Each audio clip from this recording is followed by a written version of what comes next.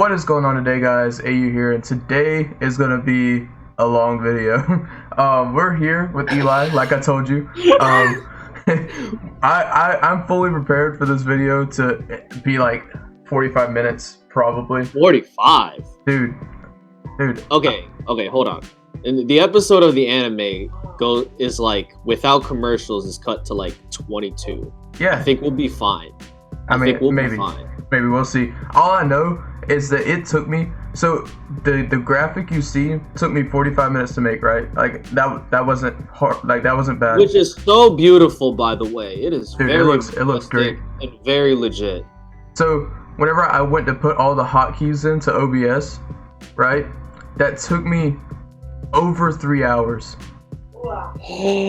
I deeply apologize. Dude, I was like, this is gonna take a minute. You got to think. I had to type. So you'll see whenever you watch a video, because I didn't send it to you whenever like I had the graphic made. But on the side, I had like for the first couple teams, it just says slot 1 through 6, and then for the last individual awards, it says the awards on that side. And then I had to type out every Pokemon and every team that the Pokemon was on and group those together on every single thing.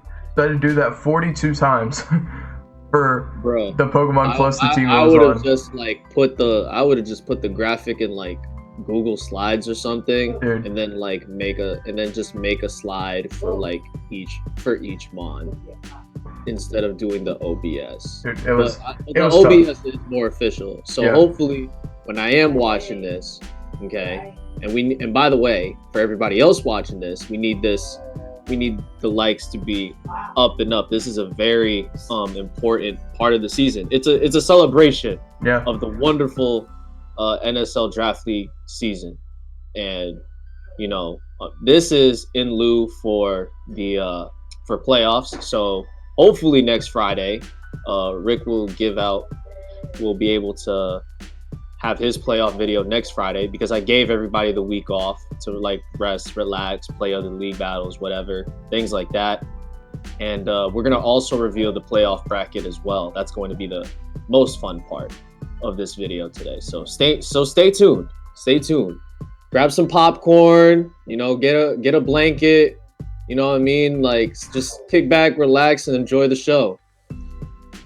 All right, so I mean, basically, what you're gonna see here, we're gonna have what we call the all NSL teams. We have Team 1, Team 2, and Team 3. Basically, what those were they were the kill leaders, right? You just put all the kill leaders on the first 3 teams. So that's gonna be at the top. If we did the vote, it would have been out of hand. It would have gotten so out of hand if we did the vote. So basically, what happened was you have the top 3 Gmaxes. So each team has 1 Gmax. The top 3 Gmax and the most kills are on each one of the teams, and then the next top what would that be, top 15 of the regular Pokemon are filled in the slots behind them. So I mean, yep. And the reason why I did that is because if that was not the case, there would be so many Gmaxes floating around and only like 5 regular mons. Yeah, and so it wouldn't really make sense. You know what I mean? Yeah, it wouldn't really make sense. Like whenever you have an all-star team in football, you don't have 5 quarterbacks on the same team, No, so you gotta have a quarterback, a running back, a wideout, things like that. So that's kind of the thought process behind that. But I guess we can go ahead and jump right into the first one. And honestly, now that we know, the whole thing that this Pokemon has done throughout the season, it doesn't surprise me.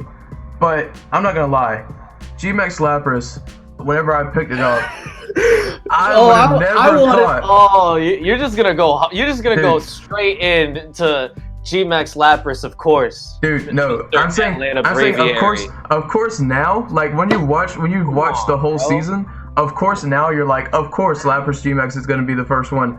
But whenever I picked it up in week 3, I never thought. No idea. I never thought. You had no idea. Yeah, I never thought that Lapras Gmax would have been the Gmax kill leader.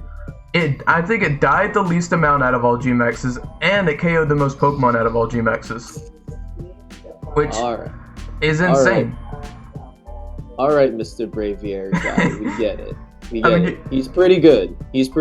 Listen, whenever you saw me pick it up, what did you think about Gmax Lapras? I just saw it as a panic transaction. Like, oh my gosh, I just lost to one of the, if not the greatest threat in the NSL. Oh, yeah, Now I have definitely. to have to revamp my whole team around moving forward, because the three transactions. So there was two other transactions. There was also Flygon, and then there was Leafeon, which, by the way, I drafted. I drafted Leafeon, but then I saw that I had no sun whatsoever, so I was like, nah. But then he picked it up and made it become its own beast as well. But yeah, I'm currently on the sheet right now via expanded stats, and G-Max Lapras at 15 direct kills and a total of 5 deaths with 4 direct and 1 passive. That's a 10 differential. Yeah, and when the passive one was its own life orb, it wasn't even from another Pokemon. Nope, exactly. And I think like G-Max Lapras being so bulky and at the same time like dishing out punishment as well is just something that you can absolutely build your team around. Yeah, And it is a big risk, like, sacrificing your drafted G-Max for another G-Max, because essentially that you have to flip your whole team around to make that G-Max work. And I don't know how many people actually came into this season, let's say a couple games in, halfway through. And if you've been here the whole time, definitely let me know, because I feel like there's a good bit of people that have watched probably every game of this season. But yeah, if you weren't here in the earlier games, basically I had drafted G-Max Flapple as my G-Max, and I had Vanillux, and then I had Inteleon, which were the other two transactions. And my thought process was I could set up Hail with Vanillux, I could spam Blizzard with Vanillux, spam Blizzard with Inteleon, have a Roarvel on the Vanillux, yada yada yada, right? And then after week 2, I decided that Flapple was a horrible G-Max. It was too slow. It needed like 2 Dragon Dances to be able to do anything because of its speed tier. And I was like, and it's not bulky, so why are you slow, right? So why are you? It doesn't make sense. So then, at the point of the way I drafted my team, whenever I changed one thing, I had to change other things too. So I dropped Flapple, which was a Grass Dragon type, and I picked up Lapras. So I had a Water type and I had an Ice type, which meant that Inteleon and Vanillux were kind of null and void at that point. They had to go. Yeah, they had to go. So I saw Flygon that was my second thing that I was going to pick. I saw Flygon in tier or in B tier, right? So I was like, and we thank God that you picked it up before certain other coaches. Yeah, dude, well. Flygon as a B tier is insanely strong. I don't know why Flygon was in B tier, but to me, hey man, you gotta ask the WBE on that. Yeah, one. They had to. Yeah. Shout out to WBE for making the tier list from scratch, making it a lot easier for us to figure out like how to build our teams and stuff like that, man. But so Flygon at a B tier, that is a definition of a value dragon right there. That is a powerful pick. And when I saw that was still open, I jumped on it because I still needed ground coverage. I wanted to draft when I drafted Gigalith, I thought Gigalith was ground and rock. Not just rock. I thought so too. And then I realized that because I've played the Drayano hack of Blaze Black and Blaze Black too, it says ground and rock on Gigalith, but in actuality it's just pure rock. It's pure rock. So whenever I drafted Gigalith, I was like, okay, I have my ground type, I wanted my ground type coverage, and I drafted Gigalith for that. And then when I realized Gigalith was pure rock after week 1, I was like, I'm really missing out on a stab ground type move. So when I saw Flygon was open, I grabbed Flygon. That gave me a dragon type since I didn't have Flapple anymore, and it gave me ground type coverage. And then I dropped the Ice Cream Cone for Leafeon, thinking that I don't have my grass type anymore. I was debating on picking up, who was it? It was someone in tier 2, maybe Rotom Cut, or in B tier, maybe Rotom Cut or something like that. But then I saw Leafeon was open, and I had Ninetales already. So I picked up Leafeon, and for the chlorophyll shenanigan. Yeah, that thing is just put in work all season long. Yeah, and I'm looking at in particularly week 8 versus the Nassau Neofish. Oh yeah, once that Arcanite's gone. Yeah, a division rival here on the channel. Leafeon picking up 3 kills at the end was really huge. So even though like Leafeon was designed as, you know, fast support underneath the sun, it was still able to put in some work and get some kills, catch some bodies as well. Yep. So, you know, good for Rick seeing that I dropped that and picking it up, and it turns out that Leafeon was a lot better for him than it was for me. So good. And it was all those picks that made Lapras good. Like I said all that to say that when I drafted those picks, I thought Flygon was going to be the one that was going to 6-0 somebody, right? I said in one of my videos, I was like, my goal this season is to baton pass my attack stats and just 6-0 sweep somebody, which didn't happen because I couldn't stop Lapras from getting kills throughout the whole season. Like Lapras was getting more kills per game than Flygon was, and it's just the fact that it's so bulky. I ran weakness policy on it most of the time. I ran life orb some other times, but the weakness policy set, once you hit it, like you have to hit it with a super effective move to take it out. And once that happens, you're getting nuked because you're double HP, and now you're and behind a Roarville. So it's I think just the weakness policy item in general is just the best item to hold for a Gmax, assuming that your league is allowed to have items. The weakness policy is the best one, hands down. And it also surprised me. Rick took advantage of that. So, it surprised me that Charizard Gmax was not one of the kill leaders. Yeah, so for Charizard Gmax, it was 6 direct and 4 for 6 direct kills and 4 direct feints with a differential of 2. So, you know, Charizard being, you know, fast, being pretty fast, but it's also pretty frail. The 4 times weakness to rock and, you know, the I mean, I read Ancient Power on my Lapras the week I faced it. Just for that reason. Yeah. But another reason that Charizard probably didn't get any kills is because of the slot number 2. It was on the same team as Komo. Yes, so Komo from the Barton Boltons, on the same team as Gmax Charizard, has been the kill leader for as long as I can remember, with 19 knockouts and only 3 feints with a differential of 16. Yikes. And if you look at, I think I remember looking at it, I'm about to pull it back up, but he got over half of those kills in the first 3 or 4 weeks. There was a Komo sweep week 1, and then 6-0 sweep right out the bat on week 1.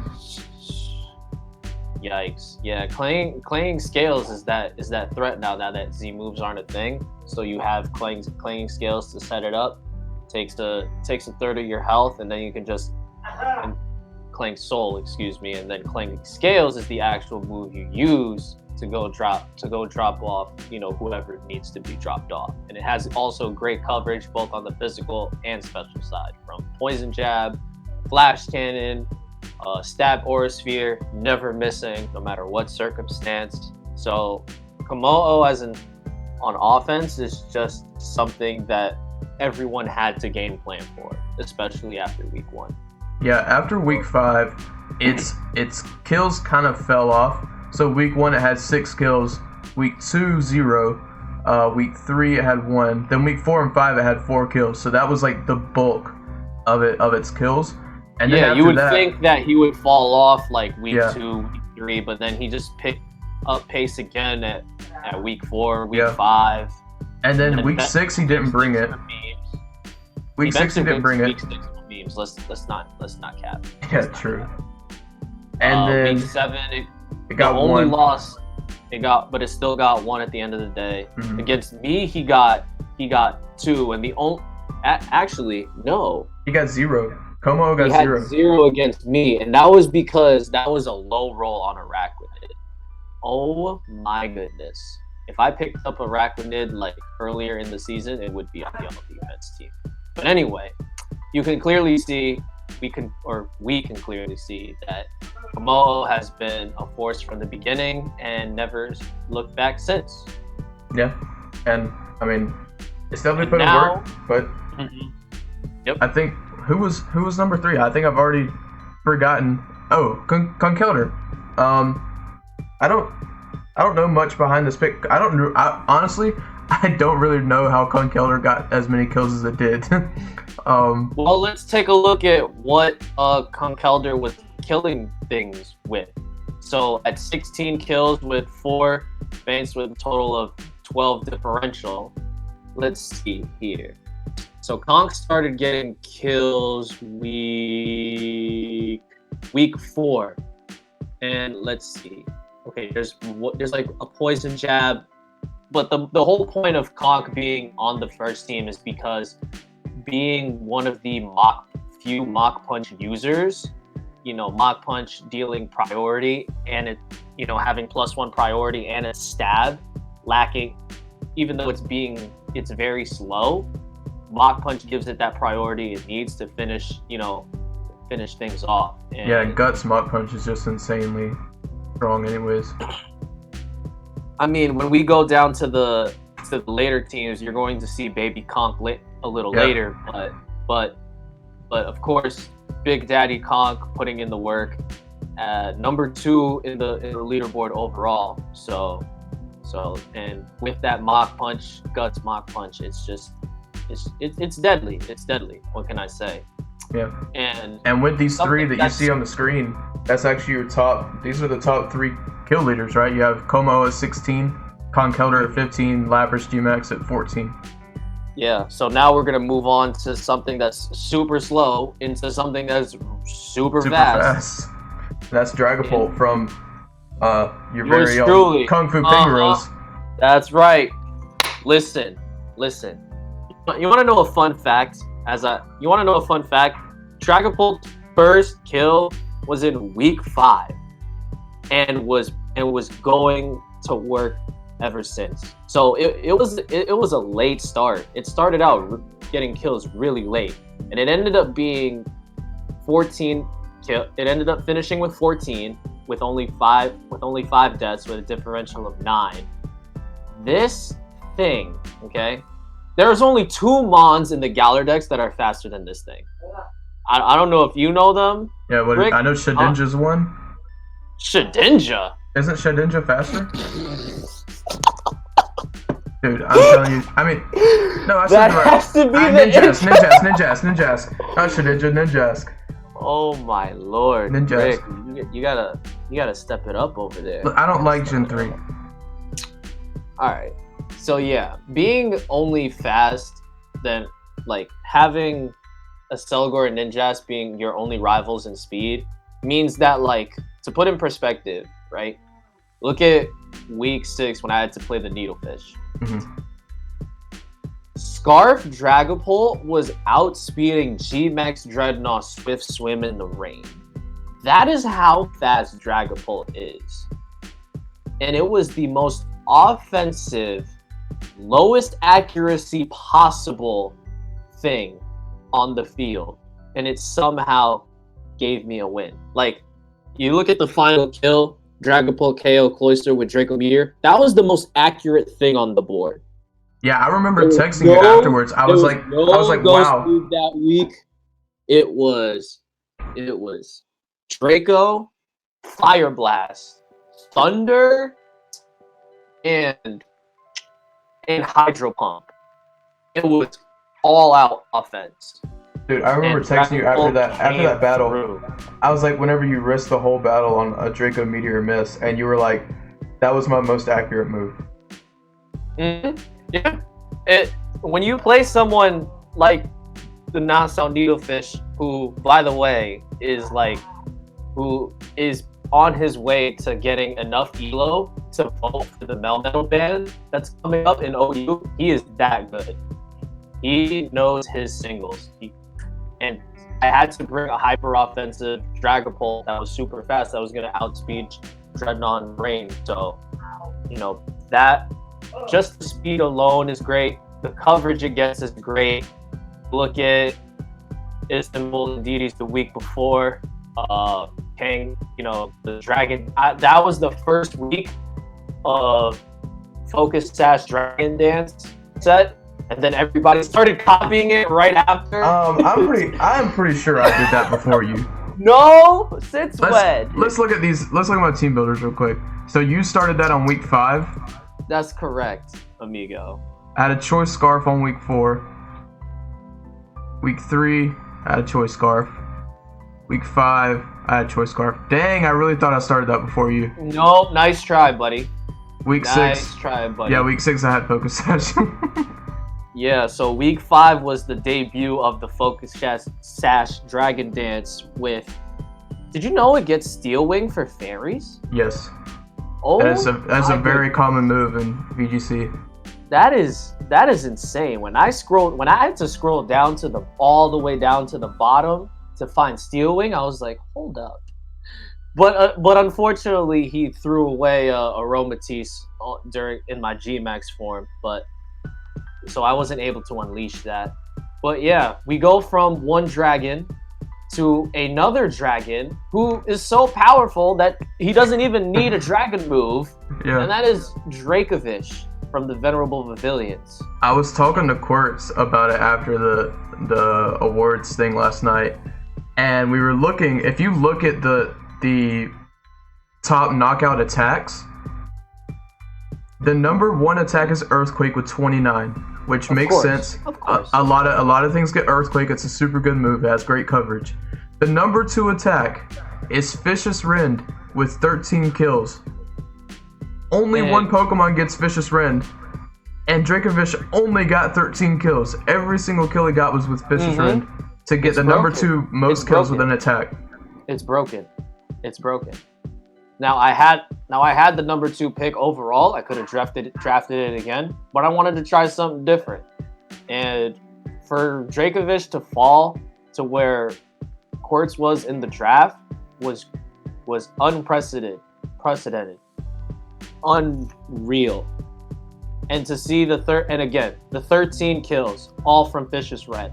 He could have ran the Wolf set, and we had no idea. The infamous Vicious Rend Rest Sleep Talk set. That could have been he could have been running that, and we would have had no idea. The things that thing can do is just, oh my goodness. I'm pretty sure that you ran Quick Attack Pixelate Sylveon just for that purpose. Yeah, I ran I had Mach Punch on the Girder, which of course I had Mach Punch on Girder. But my strategy was basically to move before him with my priority moves, so he didn't get the double power. Because 85 times 2 is 135 or some crazy high number like that. Oh my goodness. But yeah, that's kind of a fun fact that Vicious Rend was the number 2 most killing attack, and only one Pokemon gets hit. But for the 6th slot, the Mimikyu on the Barton Boltons again. And if you're watching this and you don't know, the Barton Boltons are the team that the number 1 ranked team right now. They went 10-1, so don't be surprised if you see a lot of their Pokemon popping up.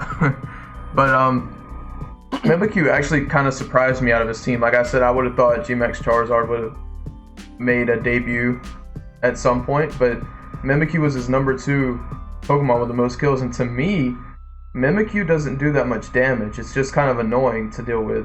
But without Swords Dance and Life Orb, then it doesn't really do much damage, which is kind of interesting to how he got that many kills with it.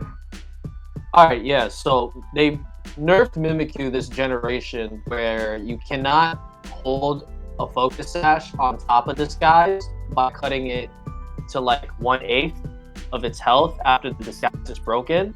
But that doesn't mean that Mimikyu doesn't put in work. Its stats are still the same pretty much. There was no nerf in the stats at all. As you can see here, week 2 against the Indies, he had a 5-0 sweep with Mimikyu, just going to town. Yeah, and it's because even though it got that nerf, Disguise is still just annoying. It's almost like having it's not really like having a 7th Pokemon, but you know that you have to deal with Mimikyu's Disguise like it is a 7th Pokemon in a sense. And also, even a powerful GMAX, any type of GMAX cannot break through that disguise. Yeah. It will still like be up, and then it will move to the right once the GMAX move lands. It like even like a super effective move. If you don't break the disguise right away, I'm sorry. It's just a free substitute right there for And it's like, man, that thing is so annoying. and it's like even stealth rocks, sand damage, like nothing but a direct attack will break that disguise, which makes it very hard to deal with sometimes. Exactly. But that rounds out the all NSL first team. Congratulations to those guys. To those Mons in particular, they have shown how deadly they are in a draft league format. And now we move on to the all NSL second team. So wait. Yeah. So, I don't even remember who we opened up with. Is it Duraludon?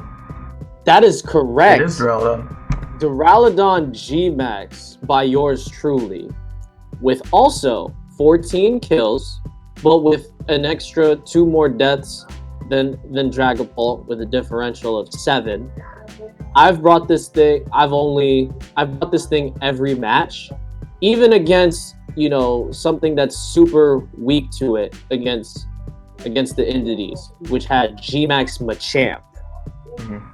And if you don't know what G-Max Duraludon does, so G-Max depletion basically depletes the PP of the last move that's used. So basically, you know, let's say like you try to like recover or whatever with like Morning Sun Synthesis or whatever, and then I hit depletion. Now like your move, now like the next time you use that move, like that's gonna cut like 2 off your PP instead of 1. And you know, just putting that type of pressure on for PP stallers is really huge. And as you look at the stats here, 70 HP, 95 attack, 115 defense, 120 special attack. The 50 speed def is manageable if you put an assault vest on, and it's average speed at 85. It's smack dab in the middle of the speed tier that's been running around this generation. So Duraludon is just a do-it-all G-Max to me, in my opinion. And when I did my playthrough and ran into it against Raihan, like I could see why everybody wanted it. And on top of that, the unique typing of Dragon and Steel is something that we haven't seen since Gen 4 in Palkia. So being able to see that again on an actual Mon that's like legal in all competitive formats is very cool to see. It's very cool to see.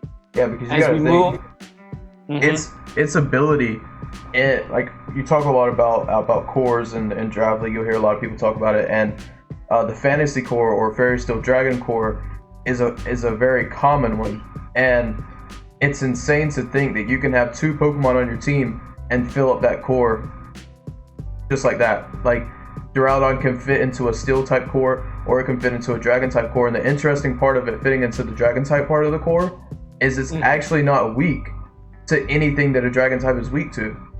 Yeah, the 2 weaknesses being only ground and fighting. Yeah, it's not weak to ice, it's not weak to fairy, and it's not weak to dragon. So it can revenge kill like ice types that try to you know, do some damage on it. They can try to get the freeze all they want. It's not gonna happen with the Dawn. You know what I mean? Yeah. Duraludon does Dawn stuff. There's nothing else I can say. So. All right, so we go on we move into a recurring theme on these dragon. NSL teams. Another dragon. Yeah. What a surprise. Offensive dragons are a thing, and I've told you, and I don't know if anybody that's watching this has watched the Clefable video that we had out, but on that team we had a Life Orb Hydreigon with Nasty Plot, and it didn't even have a dragon move, bro. Yeah. Its move pool is so wide. It's dude, unreal. Hydreigon to me is so scary, and I think I think Ryder didn't fully unlock it to an extent. I think High Dragon should have gotten more kills than Como. Look, it had 10 Yeah. with 3 feints with Yeah. a differential of 7. So and that's with still really Ryder good. not even utilizing its max potential, I like if it was given to like another coach, I would say like maybe like somebody like Amir you that used it in the Clef video, 15 to 20. There were plenty of games where I would just set up one nasty plot. That's all it needs is just one nasty plot, and its speed tier is actually fairly good. I think it's in what's the speed tier like? 98 base. Yeah, 98. I was gonna say it's something weird like 96 or 97, but its speed tier is actually really good. That means it should hit 165 or something like that, 164.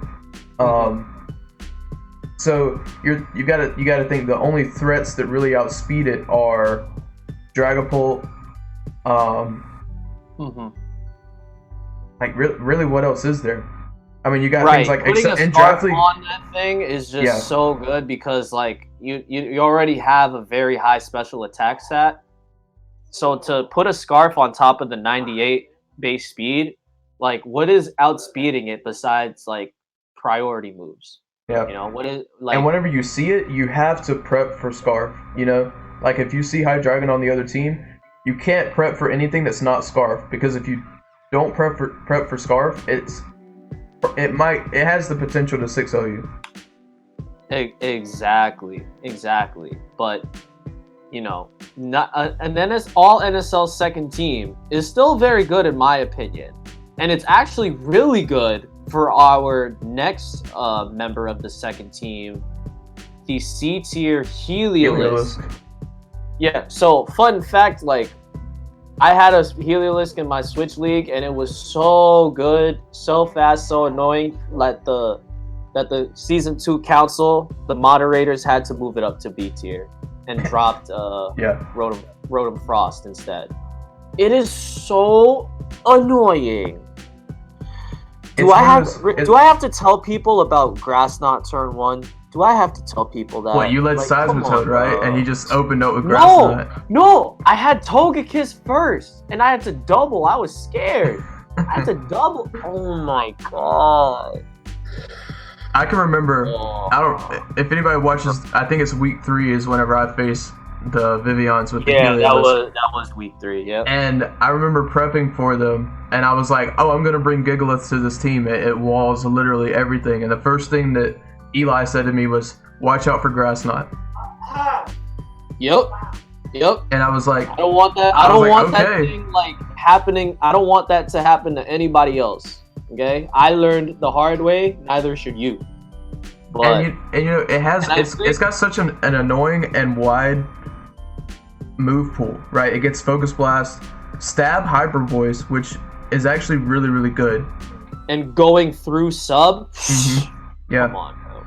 Come on. And then you get things like Parabolic Charge if you wanted to be some kind of annoying sub leftovers nasty plot set. Its 3 abilities, you know, all being available are all based on weather, and that's such a unique thing for Heliolisk to have because this meta is weather dominant. It's not like Gen 5 dominant to the point where there's like weather wars, but you know, having its 3 abilities based on like different types of weather is actually really cool, and it makes it more useful. Again, it's super frail at 62 HP, 52 defense, above average SPDF. But the 109 special attack and speed, you have to think about, is it specs? Is it scarf? Like, what's going on here? A very, very good leadoff man for any type of draft league match, and to be able to, and the stab volt switch too always helps. It gets you momentum. It gets U-turn too, which is great. Is crazy if you wanna be fancy. But yeah, that's Heliolisk in a nutshell. Rick, you want to talk about this next one? All right, so you see Flygon. honestly, like I said before, I thought Flygon was gonna have a lot more kills than what it did, and it really did pop off the first couple weeks I had it. But then everybody was ready for it whenever they saw it. So I think it ended with 9 kills. 9 kills with 5 things total. Yeah, 5 a deaths. differential of 4. So not horrible, especially for a B tier. And just overall, Flygon's offensive pressure, like it's base 100 speed. It's at a really good speed tier. Its attack is like, I think it's 110, and its special attack is 100. So it has the ability to run some kind of mixed sets if you wanted to which I have not run yet, but we might see some. We have seen some mixed sets in WBE. Yeah. It's at the 80 special attack is actually very respectable. It's not something to laugh about. It's something that people still use to throw opponents off guard. And with like you said, the Dragon Ground type, Dexit really helped Flygon regain more popularity, because one of the main Pokemon that was part of Dexit was Garchomp. So no Garchomp meant, if you really wanted a Dragon Ground, look no further than Flygon at that point. And getting Levitate as well to protect itself from other ground types is kind of cool. But yeah, and week 6, not 5 or 4 or 3, week 6 was when he brought out the focus sash dance technique.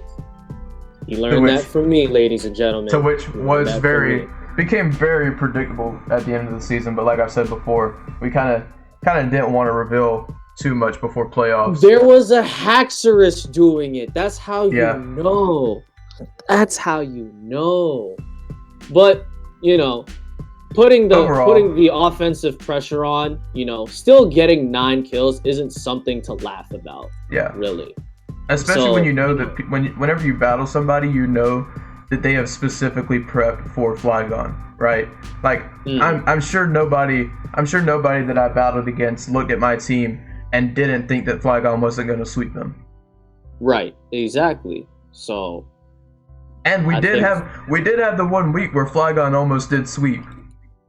Let's not forget. I think it was week 5 or week 4 or 5 against Mayo. Oh yeah, that was Mayo. That was the Bar Harbor Barracudas almost got swept. If it the only thing that stopped it was Reflect. Yeah, the only thing that stopped it was he was max defense on Orbeetle with Reflect.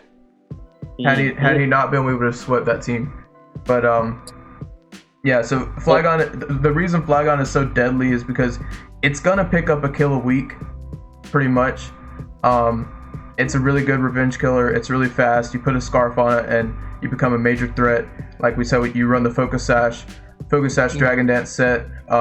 You're a major threat at that point. You're basically scarfed with an attack boost at that point, and you can switch your moves around. I never ran Outrage on it actually, but you might see Outrage Lumberries. Outrage Lumberry is definitely a thing to look out for. So if you're thinking about picking up Flygon and it's in B tier, pick it up. It's a big value pick. If your league does not move like a Flygon 2A, pick it up, man. Dude, it's a huge value pick. It's one of the best dragons in the game. Yeah, it's a lot of fun to run with, especially in a Galar Dex format where there's no Garchomp. Yeah. But the only thing is about Flygon is its defensive typing is really bad. Its offensive typing is great, but being 4 times weak to ice, weak to fairy, it's one of dragon. the softest typings in the game. Actually. It's a bad defensive type, which is why the Focus Sash set is actually really good. But yeah, so Flygon it put in the work that it needed to. It did get outshined by Lapras GMX on the team. But if I needed to pick up Flygon again and it's not in A tier and I needed a dragon type, I'm definitely picking up Flygon. Especially in Galar Dex. Specifically. You could be the Atlanta Flygons and rebrand. I could really see that happening.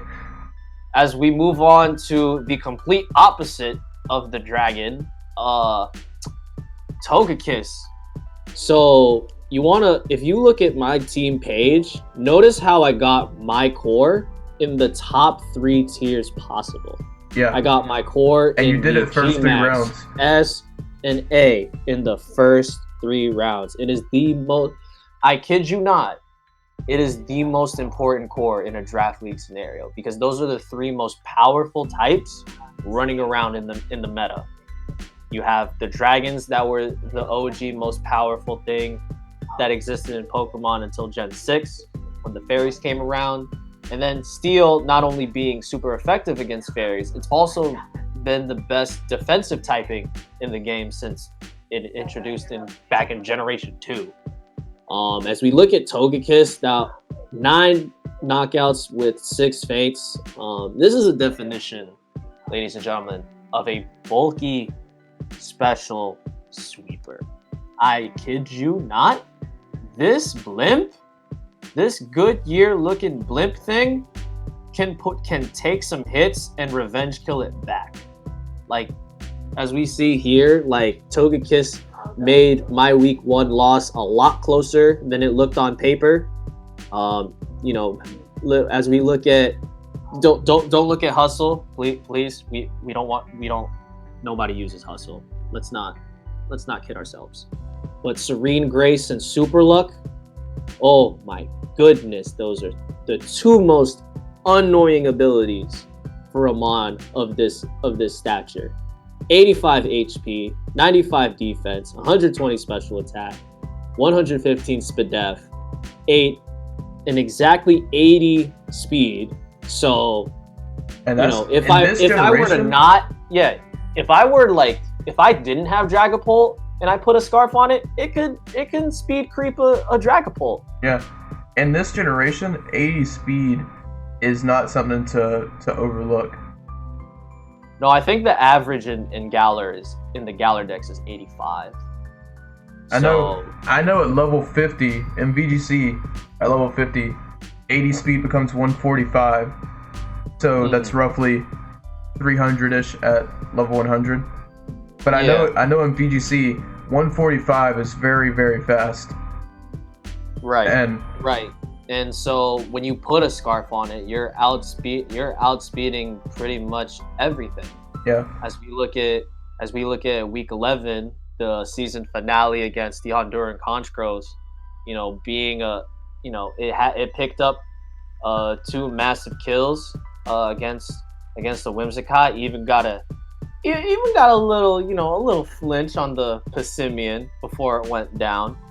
But also, you got to respect the coverage, the access to recovery, the cleric option and wish. You know, it's a do it all Mon, just like what we said earlier about Duraludon, but as a fairy that fills out the core. So I love you, Togekiss, but your work is not done come playoff time. But thank you for flinching all these kids for me. Yeah, season. And I think probably one of the most, so Super Luck and Serene Grace on a Pokemon with Air Slash is probably one of the most annoying things, and especially in something that Dexit has happened, because I don't feel like you saw Togekiss a lot in singles. Like I said, I didn't play singles back in Gen 6, Gen 7, but I don't think Togekiss was very prevalent in singles. Maybe in draft it was, but I know that right now with Dexit, Togekiss with a moveset of Thunder Wave and Air Slash, you can run Serene Grace or Super Luck, but if you run Serene Grace and you paralyze something and then Air Slash them over and over, you are either gonna full para them or flinch them every single time. They're not gonna get the move. The para flinch combo is something that I've learned firsthand just playing the game as a kid.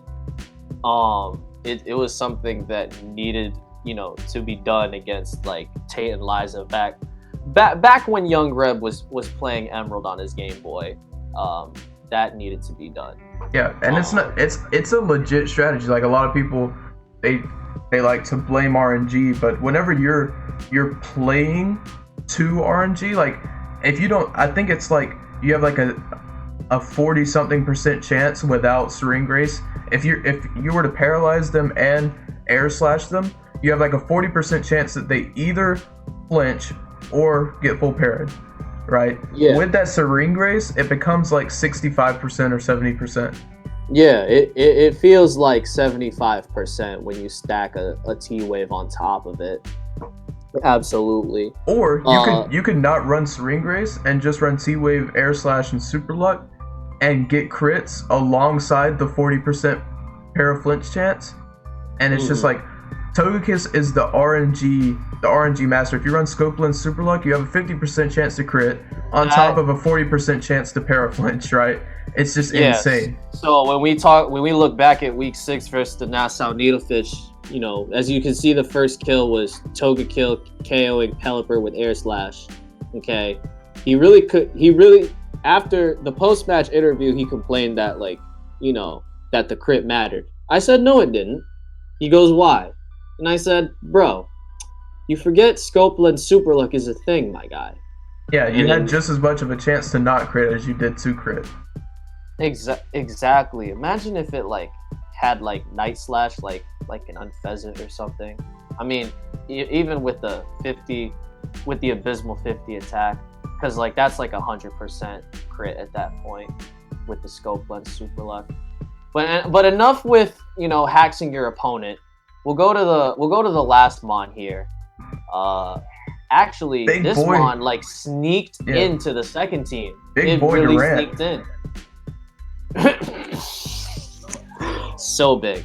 So So a lot of the people, I don't know how many people watch this draft league that watch my doubles content, but in VGC, Durant is a monster because with Dynamax Hustle, it's insane because you can't miss.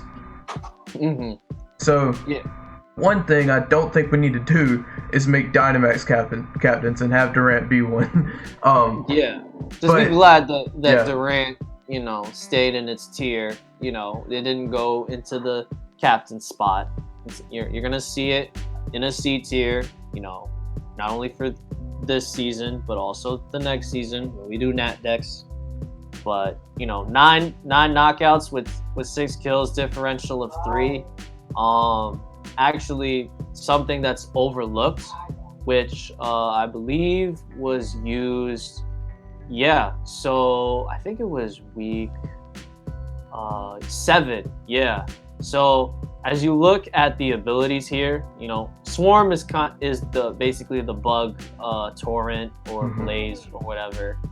And then obviously you pointed out Hustle, being able to, you know, hit things very hard. Entrainment Truant was brought out week 7.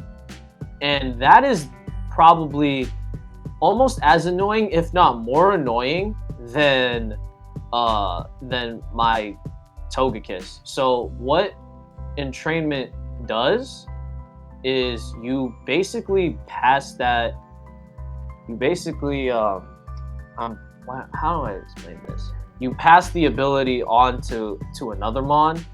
So like if it is Truant in the case, like now like both of you but now like yourself, so now Durant and then the other Mon will both have Truant together. Yeah, the target's ability changes to match the users. So now like whatever is in front of Durant will also have Truant. And that to me is probably the most slept on set, because like it's very situational, but if you do it right on something like very offensive, you can go to work from there from that point on, really. So Durant being, you know, 4 times weak to fire, like, you know, even though it's 4 times weak to fire, like, you know, if it held the focus sash and it got into Truant and entrainment off, now you're not hitting anything else on the board for a while. So Durant being on the second team, squeaking in like that, you can like I can see why. I could see why. Yeah, it's the definition of a glass cannon. Absolutely. But Absolutely. with that, we're gonna jump right into that is your all NSL Team Two.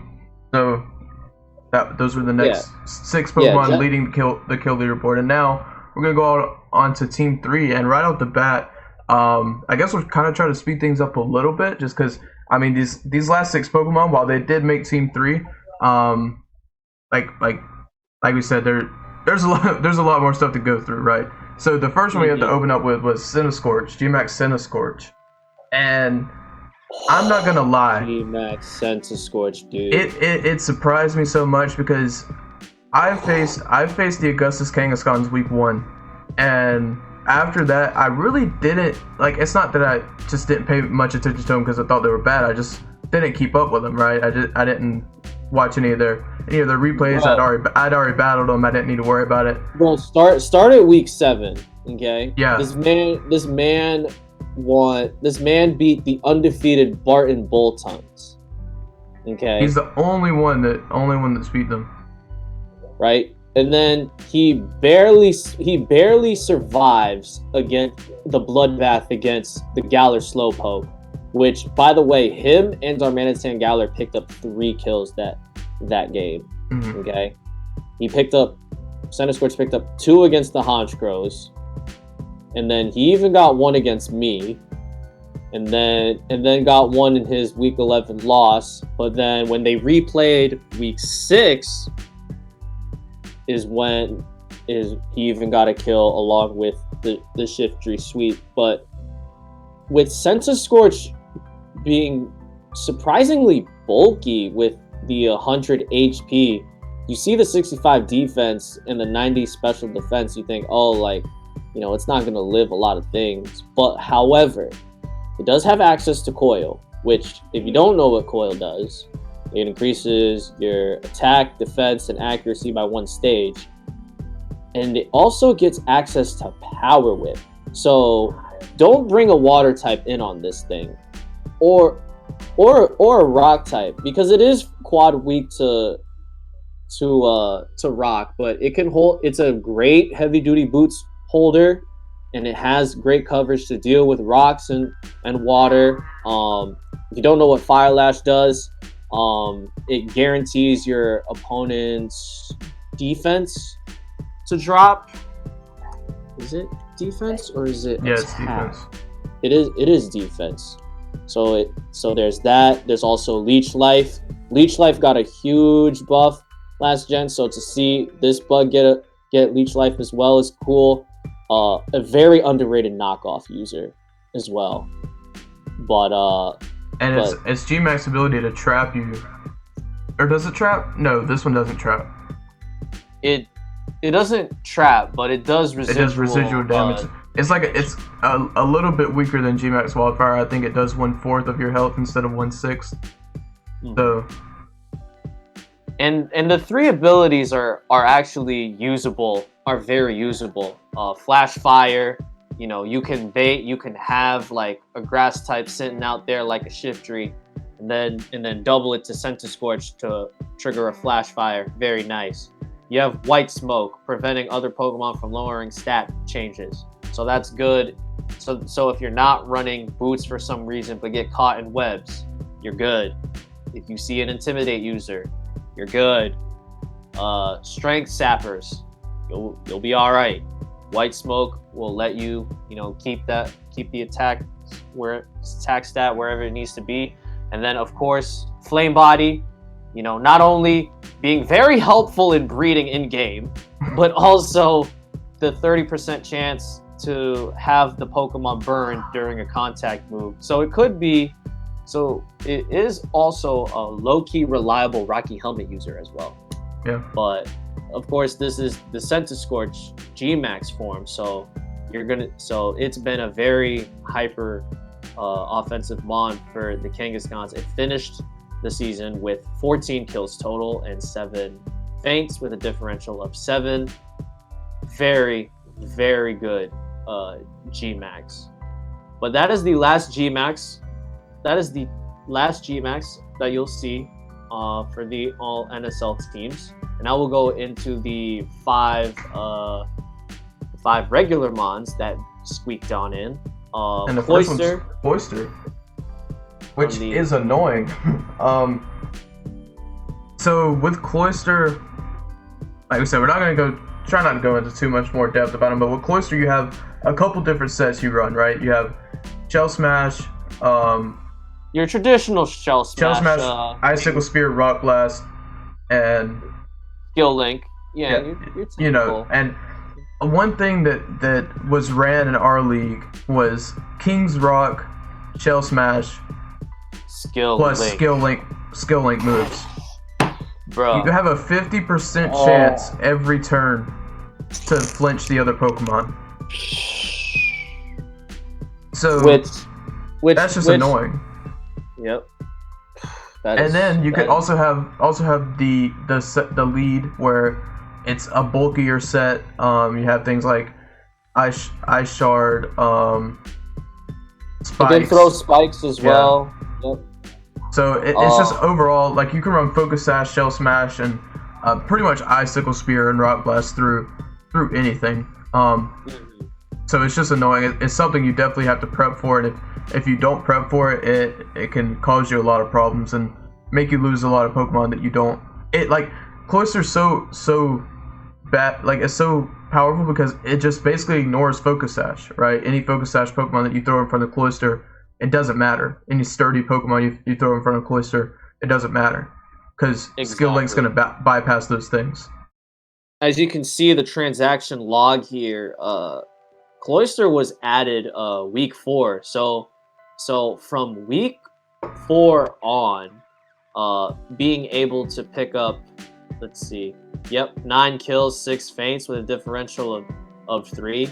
From week 4 to where we are now is something that is not something to laugh about. It is that powerful. Everyone preps for Shell Smash Cloister because that thing, the 70 speed is like, it's pretty mediocre. It's below average, but at Shell Smash you can outspeed like almost anything that's not Scarf. So that's Cloister for you in a nutshell. And we move on to Big Boy Rotom fan. A Rotom. Okay, when you think of like the best Rotoms, right? What do you think comes to mind first? To me, honestly, I think the best Rotom is Rotom Heat. A lot of people think it's Rotom Wash, but I think it's Rotom Heat.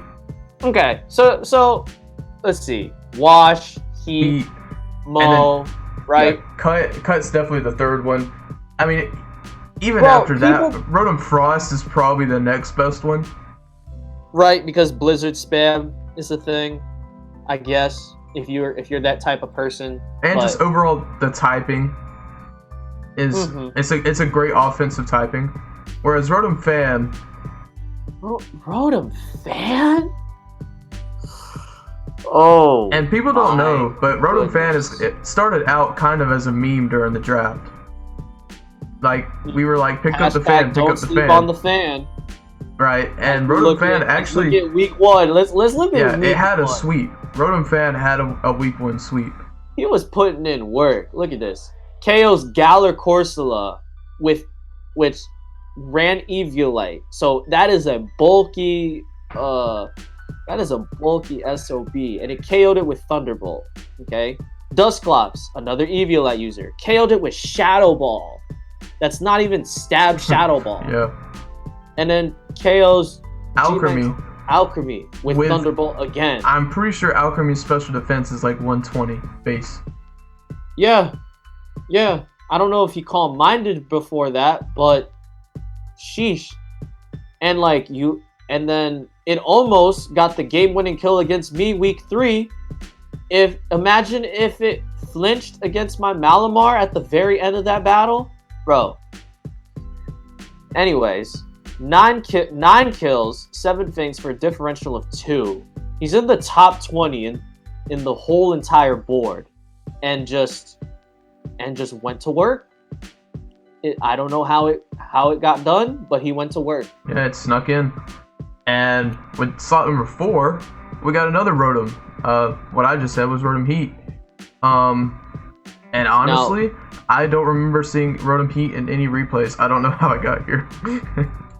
Yeah, so the Honduran Honchkrows, unfortunately, didn't have the greatest of seasons, only winning 2 matches. But they still got a Pokemon into the NSL teams, which is actually pretty cool.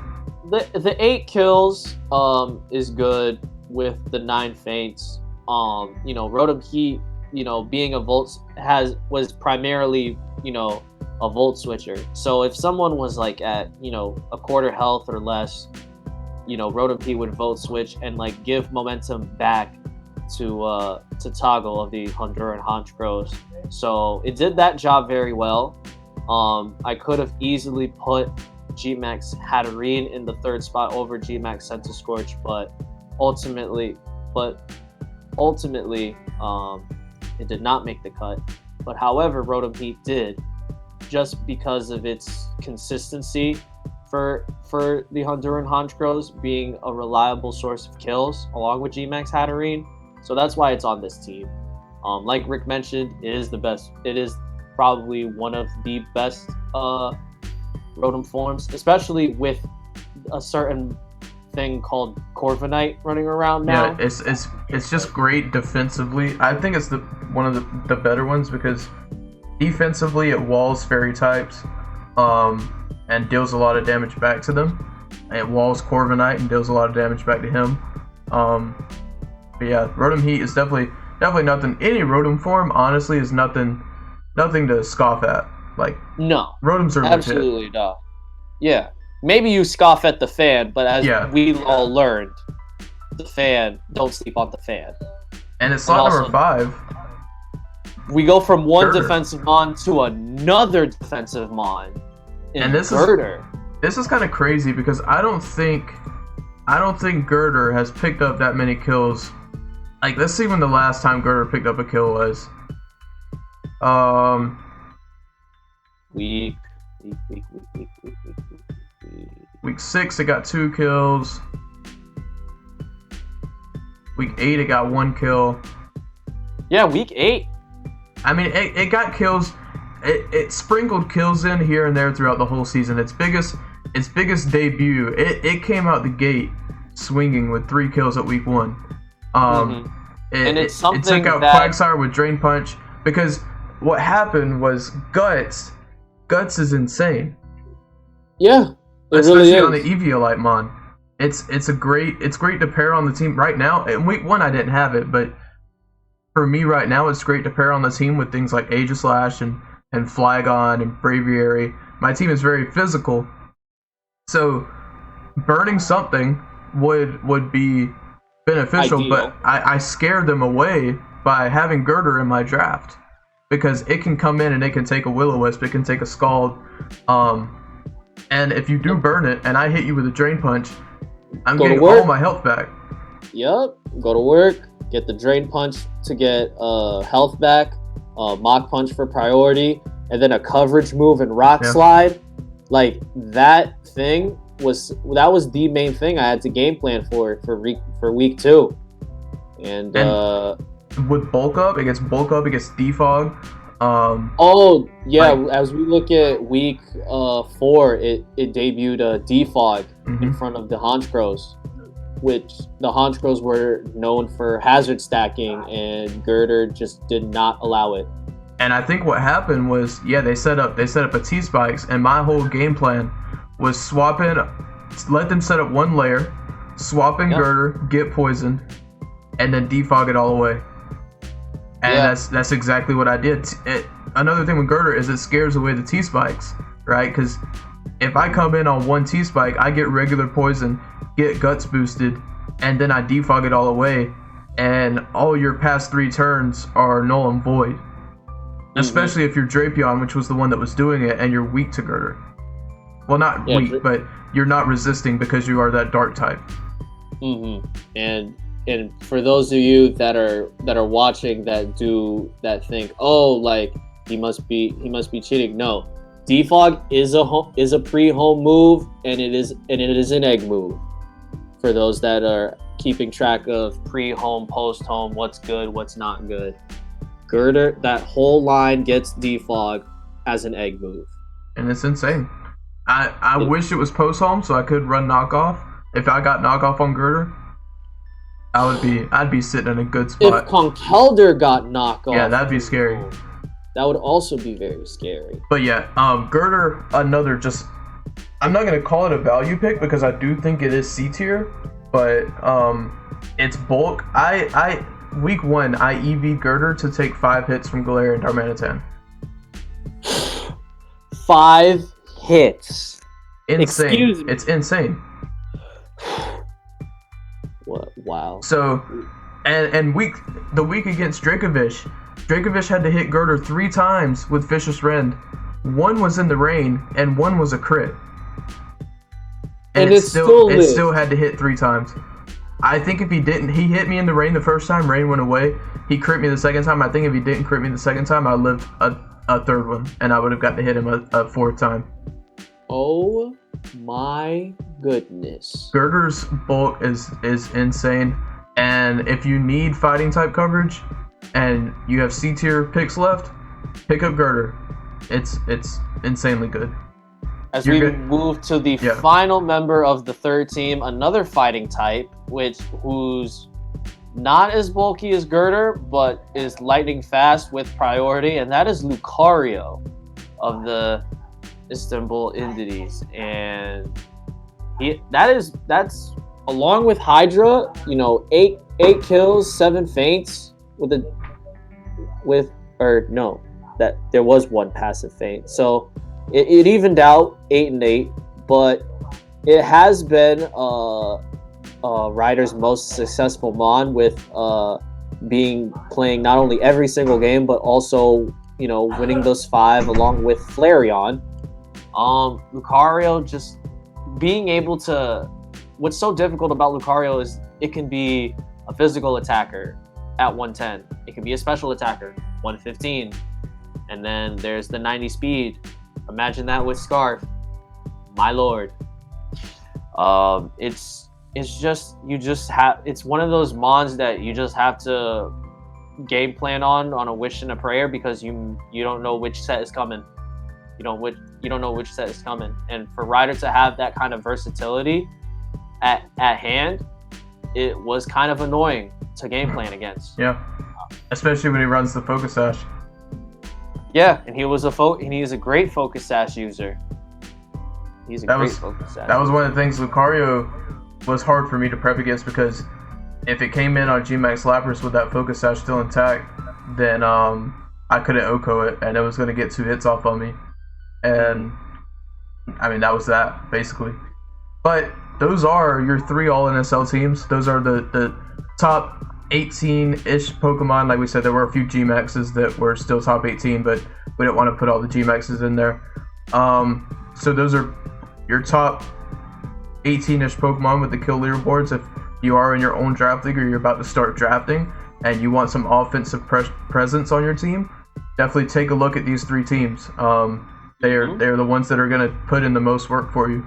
But with that, we're going to move into an interesting, I think, award, which is the all rookie teams. And what that is, it's all the Pokemon that are that were introduced in Sword and Shield, like only from the Galar decks. Lucario's in the Galar decks, but it was a Gen 4 Pokemon. We're talking strictly Gen 8 Pokemon for these 2 teams. We have Team 1 and Team 2. So with the first one, I'm not gonna lie, I didn't know that you were gonna put this one in here, because I didn't even think about Gmax Lapras being a Galarmon, but I guess it makes sense that it is. Yeah, it is a Mon exclusive to Galar only. You cannot obtain it anywhere else. So Lapras is legal to use in the all rookie first team. We already explained that. You can scroll back. You can scroll back and rewatch that explanation.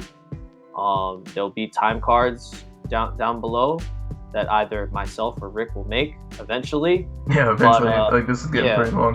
So you can go to that and restock on your popcorn if you want to watch that again. Same thing with Dragapult. we already talked about its high speed tier, and also being, a physical attacker and or special attacker. Dracovish, we already talked about that in the first team. And then we go to Corviknight from the Quebec Quagsires, and there was no question, there was no doubt in my mind that Corviknight was going to be on the all-rookie team. Yeah, I had Corviknight planned out to pick during the initial draft. Yeah, it's just so good. Yeah, it's so insanely bulky. I'm in a Nat Dex league right now, and we're in week 3, and I think Corviknight is a kill leader. He has to be a kill leader. It's definitely, and it's crazy because my team is a rain team with Mega Swampert. And yes, I think Corviknight has more kills than Swampert does, because the ability to sit in front of somebody and bulk up, roost, Ironhead / Bravebird, and with defog, like defog utility, is insane. Yeah, and you've got to hit it super effectively. Like it's G-Max, like Corviknight, like defogs, like it's flying move, like G-Max wind rage thing or whatever. Like it defogs too. It's the hardest counter to my lappers. I think Corviknight benefited the most from Dexit, because without Skarmory and Celesteela, everyone was kind of forced to try out Corviknight, and oh my god, that thing is so annoying to take down. Yeah. I celebrate like out loud when I take down a Corviknight. Like, and it's important that if you're in a draft league with Corviknight available, you need to get a good fire type, because I will say you either pick Corviknight or you get an electric type or fire type to counteract that. Yeah, I will say that Corviknight for me was not a huge deal to deal with, because I could always come in and revenge kill it with my Ninetales. But if you don't have the right thing to deal with Corviknight, or if it's gone, like if they take care of it before they bring Corviknight in, you're not gonna kill it. Mm-hmm. You either have to PP stall it. Oh, and a thing that I've loved running in OU / my other draft league is just pressure stall. Pressure stall. It can, like, Corviknight can outstall Toxapex and just pressure stall it to death. I saw it outstall a Quagsire WBE, bro. Yeah, it's insane. And you like Joey did. He ran like a sub pressure stall bulk up Ironhead set. Yeah, good luck killing that. Good luck killing that, man. But it's insane. So that is Corviknight. No surprise that it makes the team. And at the 5th slot we have Galar Weezing, which is a huge surprise in my opinion. I'm not gonna lie, because Weezing has always been known for. I mean, Weezing's special attack is nothing to laugh at. Its coverage is really good. Bro, its attack is higher than special attack, bro. Yeah, but its special attack moves are so much diverse, yeah. So you used to see it with things like Fire Blast, Sludge Bomb, Flamethrower. Bro, oh man. And now it's a fairy type with Strange Steam. Yeah. Strange Steam, for those that don't know, the secondary effect is you have a 20% chance to confuse the opponent. So imagine throwing like Toxic Spikes or Spikes or whatever, and then Strange Steam, and you get the confusion. It's like you're either gonna hurt yourself or you gotta go. Yeah. Somebody else gotta take those spike damage. Like, and it's so bulky. So annoying. It's so bulky. Its HP is pretty high. I think it's its defense that is really high. Its base defense is really high. Dude. 120 is very nice. So if you want to run like a really bulky Pokemon, basically you just run Weezing and run max HP, max Spadef, because its defense is already. I know it's so high that I ran a Weezing in VGC and my spread was max HP, max Spadef, old, because all I needed in its defense was that one little plus nature. I didn't run any EVs in it. I just gave it the plus nature and defense, and then maxed everything else out. Mm-hmm. And it worked. It worked great. So Weezing is bulky to take hits, and it's good enough to deal damage back. So overall, just has like a really balanced Pokemon, a good poison type. Its abilities are great. Misty Terrain. levitate, and neutralizing gas, all really good. So it's just great. It's a great utility Pokemon. But with that, we're gonna go right into our sixth slot. Galar Both of these from the Galar Slowpokes is Obstagoon. And I'm not gonna lie, I was upset that Obstagoon was taken. Another Guts user, dude. Yeah, is there anything else to say? I was upset that Obstagoon was taken because for the people that know my channel kind of started with my first VGC team being an Obstagoon team. I hit top 20 on the ladder with Obstagoon on my team. So when I came into this, I was like, I'm drafting Obstagoon. Dude. Very nice, dude. I was like, I'm drafting Obstagoon. But then he picked it up, and I was a little upset because Obstagoon in singles. You got sniped. Yeah. You got sniped. It happens. Obstagoon in singles is insane. Flame Orb Guts. Your Facade is doing 315. I think it's like a base 315 powered move. Which is insane. Knockoff. It gets stabbed. Knockoff. It got you have coverage and like cross chop. Yeah, close combat. I think it gets X Scissor or something like that. The Obstruct move is so good because you have essentially like it's kind of like King Shield in a sense, essentially. But like it's only unique to Obstagoon as well. What Obstruct does is that like if you do make contact, it's -2 defense. So like if I were to attack like with a fighting move like Brick Break or something, and now I'm at -2 defense. Now my defense is less than 2 stages after that Obstruct, and now I'm in a real spot. Yeah, you thought the Facade was going to OHKO before. It's definitely OHKOing now. And any Mon that has Parting Shot is just so good in my opinion. I think it's my favorite move for momentum, my favorite pivot move, like right now, running around. And that's why I was surprised. I was talking to you about the Parting Shot with the G-Max Hatterene that he didn't bring it that week, because Parting Shot of G-Max Hatterene and watch what happens. The magic balance will actually give you the drops, and then if Hatterene is G-Max, it makes Hatterene swap out. So it's just a really cool interaction. But yeah, Parting Shot is very annoying. Another Pokemon that gets it now is Incineroar, which we might see Season 2 people using it. But I think a solid strategy with singles is Parting Shot cycle, because you can especially on a physical attacker. Let's say you have Obstagoon and Incineroar on a team, or Obstagoon and Savali, right? You can Parting Shot into another Pokemon that can just Parting Shot again, and you're rotating stat debuffs onto that Pokemon, which is insane. But yeah, Obstagoon overall, it even gets like bulk up and stuff, which we didn't really see that much in this season, but definitely a move to look at. And it gets Defiant, so things like Vileplume, if they don't know that it's Guts, Sticky Webs. Yeah, Sticky Webs. Is a thing. And it's just like Defiant is definitely another good, and it gets Reckless for like Double Edge. So, I mean, its 3 abilities aren't horrible at all. But that is your all rookie team number 1, and then we'll go into all rookie team number 2 here, and we're just gonna open it right up with Duraludon G-Max. I probably didn't come as a surprise. You saw it at the beginning of the video.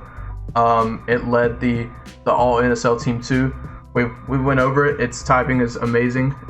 One thing I did want to point out is you were talking about earlier about how steel types are really good defensive typing. There's a reason that Excadrill and Duraludon I think are so good, and that's because they're offensive steel types. You know? Yeah, like they are offensive steel types. Excadrill being the physical go-to steel type, and then also on the special side you got Duraludon as well. Yeah, and that's something you don't see a lot. I think offensive steel types you have like Copperajah maybe could be considered one. But yeah, Duraludon is definitely one of the leading offensive steel types in the game now. And with that, we'll go right into slot 2, Darmanitan Galarian form. From your Augustus Kangaskhan's, which I was a little surprised that we didn't see this on any of the all NSL teams.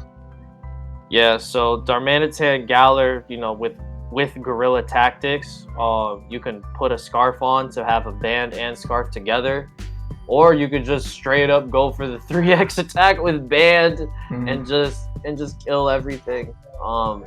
But you know, fun fact, there are leagues that banned Darmanitan Galler due to the fact that it got more power than its Unova counterpart. And that is just be glad that it only made second team and it didn't make an NSL third team, because that thing is so powerful and wicked quick and fast. Yeah, it's base 95 speed, I think. Yeah. You if you haven't known what Darmanitan does, like if it's legal in your league, pick it up. Like it's always like one of those, like, you know, top 5 picks, if not top 3 in most draft leagues that do allow it. So pick up Darmanitan Galler if you can. Yeah. And I will say, if you are thinking about picking up Glare and Darmanitan, Ice is considered one of the best offensive types. Like, it used to be a thing to where Ice and Electric, if you had a Pokemon that knew an Ice type move and an Electric type move, it was a real offensive threat because its coverage is so wide. But I will say in Draft League, I don't think that if you're in a Draft League or if you're thinking about starting a Draft League, don't ban Galarian Darmanitan. I don't think it's that powerful enough to ban, because if you know that you're going to face it, you can prep for it, right? So that is something I would say if you're thinking about picking up Galarian Darmanitan. Don't get your expectations too high, because the people you're facing are going to prep for it. They're going to have checks, or they're at least going to have some kind of way to revenge kill it. So that's just something to watch out for when you're using Galarian Darmanitan. It's kind of like whenever they see it on your team, they're like, "Oh crap! I need to figure out a way to beat this." So it's not going to put in as much work as what you think it's going to, but it's there as a fear factor. And if they don't prep for it, then it's going to sweep. Yeah. And the same can be said for our next all-rookie second team member in Runerigus. I'm not gonna lie. Galler Sloper. When I saw Runerigus, I was a little bit scared of it. He got 6 kills and 5 fates, so it was a budget beast for the Galler Slowpoke. And you know, for those of you that don't know, Runerigus is the Galler evolution. So we had of the Cofagrigus line, a very unique evolution. And not only, you know, we've seen Ground and Ghost before in Golurk, but not to this level. Yeah, at least it's very defensive. It is a very defensive Pokemon.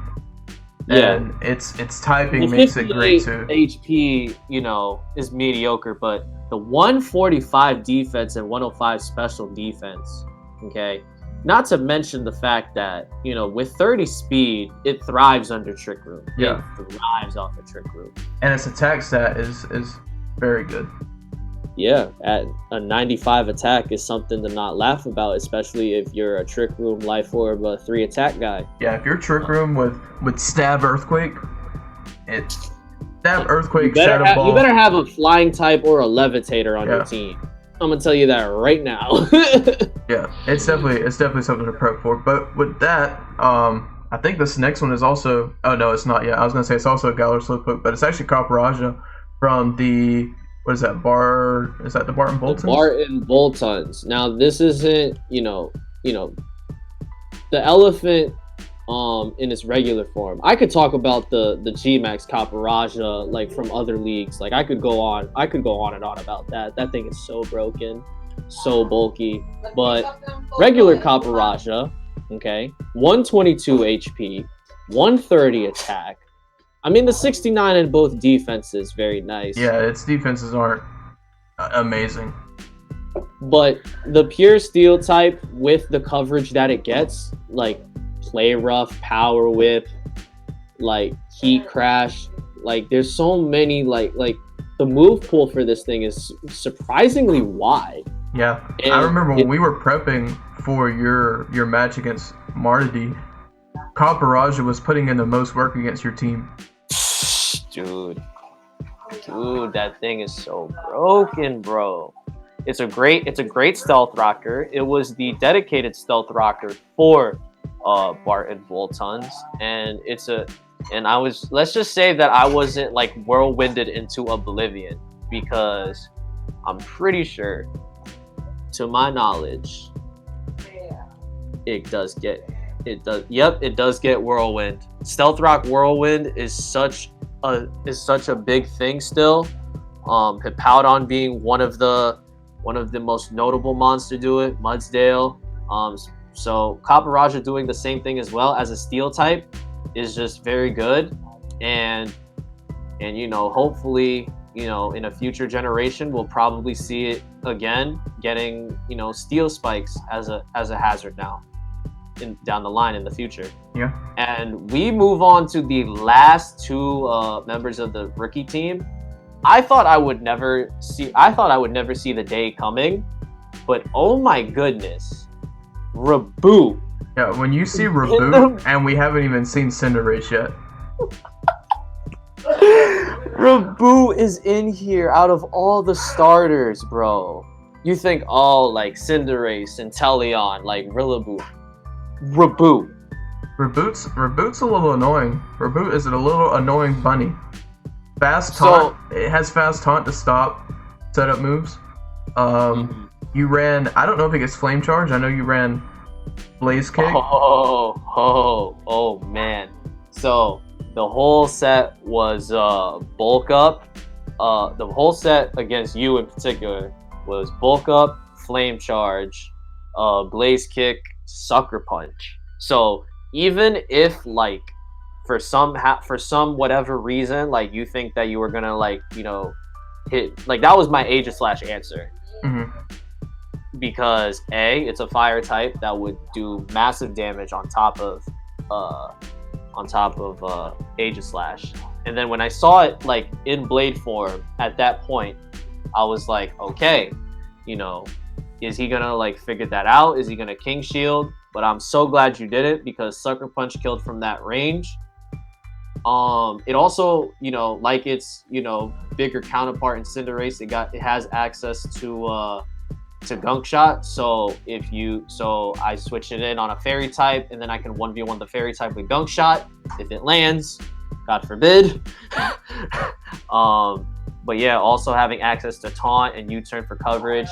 I even ran Super Fang on it against. Oh yeah, another annoying move against Barton Boltons. So for those of you that don't know what that does, Super Fang will if you have a full health Mon on the other side, Super Fang will cut that in half, and then from 100 to 50% health, then 50 to 25, so on and so forth before you get the kill. It really did. It was my answer to Kaparaja, just to get that chip, but it ended up chipping away off Ribombee, which was huge because Ribombee is a great focus sash holder. So being able to make that useless was huge on my side against the Kangaskhan's.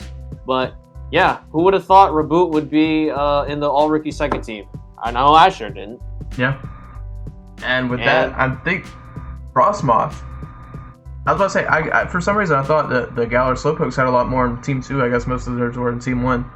But Frostmoth is another Pokemon from the National Needlefish, which was a rain team, which is why you see Frostmoth and Durant both on that team. Frostmoth is so good underneath the rain along with Durant. Dude, it's special defense with Assault Vest is insane.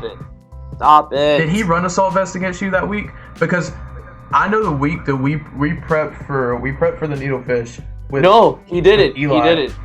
I ran Assault Vest Frostmoth in our practice matches, and you could not break it. Yeah, he did not. No, he wasn't, because the reason why he led Durant was he was afraid that he would have to baton pass to something else before Seismitoad throws rocks turn 1, So it was holding heavy duty boots. It is a great heavy duty boots user. Yeah. But if you want to maximize Frostmoth's potential, slap an AV on. Dude, it's Slap insane. an AV You're on. not gonna KO it. No. Not with a special move, at least. I know the week that I faced him, I was like, well, I guess I might as well run Ancient Power on my Lapras, because if I did it, he could switch in that Frostmoth and completely wall all my Gmax turns. For free, yeah. So you throw the Ancient Power and hopefully get the Omni Boost. Yeah. Which I did that one time, but he hazed it away, which I was sad about. But still, at least at that point, Frostmoth can't completely wall me, but even with Ancient Power, Max Rockfall was doing like 40% to non-AV. AV on, dude. That is insane. That is Frostmoth is a insane great special stuff. defense wall. It's kind of like a ice type Goodra. Like it ice deals type. it deals really good Everyone calls damage. it the ice type, like Volcarona. No, Yeah. it's we're dubbing it the ice type Goodra now. Dude, yeah, it's like its special defense is super high. It deals relatively good damage back. And it gets Quiver Dance, doesn't it? Yeah, so the traditional heavy duty boot set is Quiver Dance 3 attacks. Your Ice Beam, Bug Buzz, Giga Drain. That's your traditional heavy duty boots set. There's other things such as Weather Ball, which was crazy. I had no idea that Weather Ball was coming that week against you, but apparently it was. Air Slash for flinches, and it's also surprisingly a defogger as well. So that's why it's a great heavy duty boots user. Yeah, boots defog this year is great. Yeah, so that rounds out your all rookie second team. For season 2, these two teams will now be for post home Pokemon and Mons that were using post home moves. So be on the lookout for that. And now we get into my favorite team out of the six out of all the 6 teams. This one's my favorite. We got this one and one more. We're almost done. Yeah, this one's my favorite, hands down. The all defense team. The defense team is basically, it celebrates because we talk about the all NSL teams being based on kills. The all defense team is basically the complete opposite. I put together the 6 best mons that were bulky enough, and that could also revenge kill it as well. Yeah. So this is like your most wanted stall team. Absolutely. So we begin with, of course, the Atlanta Braviaries Lapras Gmax, and the secondary effect of Gmax Resonance puts up Veil. Yeah. With or without Hail. So you don't need Hail for the Resonance to pop off and bring up Aurora Veil. You want to be really annoying, you can slap on a Light Clay. It will still be for 8 turns with the Resonance. So that's always a thing. If you don't have Brick Break or Psychic Fangs to break through that, good luck. I don't know what else to tell you. Or defog.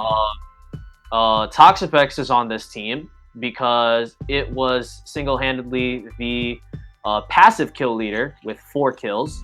The next one being Quagsire with 2.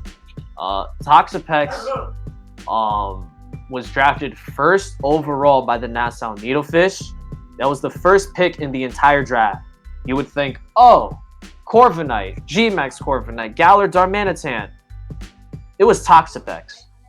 And when I saw that thing off the board, knowing the Needlefish playstyle of stall, because this generation has been defined by either running hyper offensive or hyper stall, and Needlefish went with the stall route by going Toxapex round 1. And I don't know how that thing is gonna die. I don't know how that thing stays alive. First of all, getting Regenerator is huge. And then there's also the 152 defense, 142 Spadef. Come on, son. That thing is not dying, bro. it had like all 4 of those passive kills too were also baneful bunkers. I'm pretty sure. Like baneful bunker is just that move. Yeah. Like if you make contact on a baneful bunker, you're gonna get toxic poisoned and go down, for real. And it was doing that early in the season, and like Darmanitan, like Galar Darmanitan, it's something that you have to plan for. It's something that you have to fear no matter what when you're going against it. But if you have it, it's always a security blanket for you. And its typing is so good because a lot of times you'll see the reason Toxapex and Ferrothorn are so scary is because you can't toxic them. Nope. You know, like a lot of times you break through these walls, like, and that's another reason Corviknight is scary. You break through these walls, these defensive walls with things like Toxic or Burn, which Toxic is the most effective because even if they're recovery stalling, then at some point they have to die. Yeah, because I think it was Gen 6 when I started doing draft leagues was like when you toxic somebody, that's like I call it the residual damage, like the 6%, the 12%, the 18%, things like that. You know what I mean? Mm-hmm. Like you can't do that with a Toxapex or a Ferrothorn or a Corviknight. So it being on the defense team just for that purpose, it would make the most sense. It really would. Togekiss is on the all defense team. Like I said earlier, it's the definition of a bulky special sweeper. It has utility with Thunderwave. It's a great sub nasty plot user. Glad to see Togekiss putting in work on the all defensive team. Rick, we already talked about Girder on that team. Girder already being an Eviolite user. Eviolite guts is so broken. I don't know who's responsible for letting that happen. Dude, but hey, I remember my week one title to the video was "Who Let Girder Be Legal." The title should have been "Who Let Me Draft This Thing." Yeah. How about that? I think I drafted it like round 8 too. Like it was not an early draft. Nope. It was not. It was one of those late draft, like diamonds in the rough. And so I feel like it got overlooked a lot actually. Because everybody wanted Kong. Yeah, everybody wanted Kong. Yeah. It should have went by. The only reason I picked up Girder is because I was debating between Conk and Corviknight in A tier. Oh, the S tier. S tier. But they both got taken, right? So then I was debating between things like Hitmonlee. Hitmontop was actually, I was looking at Hitmontop because of Intimidate. Yeah, the whole Hitmon line gets Mach Punch as well. Yeah. So then I saw Girder and I was like, wait, Wolfie's using Girder. And I was like, that thing's actually pretty bulky, so I'm gonna pick it up, right? And it's been insane. You whenever you're running calcs against my team, you have to run Girder calcs. You have to run Girder calcs. That's the bulkiest thing probably in the whole league at that point. And not even that. Imagine you have to run Girder calcs, but you also have to run Girder behind a Roravel calcs, and you also have to run Girder behind a Roravel that has gotten Drain Punch health back. Man. I Insane. don't know, man. I don't know who is responsible. It wasn't me because I was on the complete opposite end of the draft. Yeah. You had the very last pick, so like I got lucky with that last pick. Because you were number 12, you could like pair things together at that point. Oh my gosh, who let you do that? I have no idea.